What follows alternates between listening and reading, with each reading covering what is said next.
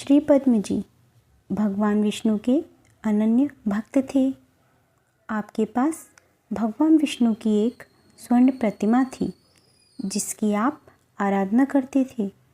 भक्त के लिए भगवान की प्रतिमा उसका प्राणधन, उसके इष्ट देव का साक्षात साकार विग्रह होती है, जबकि चोर के लिए वही प्रतिमा मात्र स्वर्ण खंड ही होती है जिसे वह विक्रय करके कुछ धन प्राप्त कर लेता है।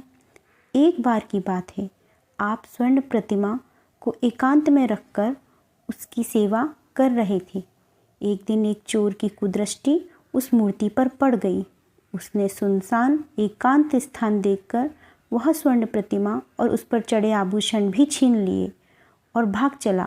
अब तो आपके प्राण विकल हो उठे।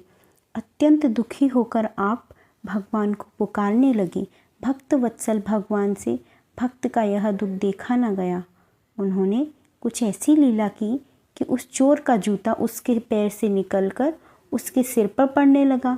इस संकट से बचने के लिए वह इधर उधर बहुत दौड़ा, पर जिधर जाता उधर ही उस पर जूता पड़ता।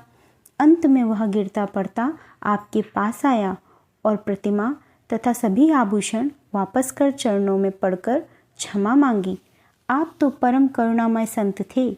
आपका हृदय में क्रोध लेश मात्र भी नहीं था।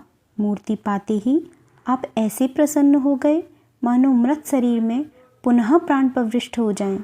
अतः आपने उसे दुष्ट चोर को तुरंत ही क्षमा कर दिया।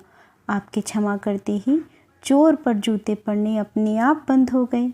ऐसे परम कारुणिक और संत हृदय भक्त थे श्री पद्म जी। जिस प्रकार पद्म जल में मिला होता है, पर उसका पत्ता जल के संपर्क में होने पर भी उससे अप्रभावित रहता है, वैसे ही श्री पद्म जी भी इस संसार में रहते हुए भी इससे अलग अप्रभावित थे। इसी तरह भक्तों के और चरित्र को सुनने और पढ़ने के लिए वीडियो को लाइक और चैनल को सब्सक्राइब अवश्य कर दें। धन्यवाद।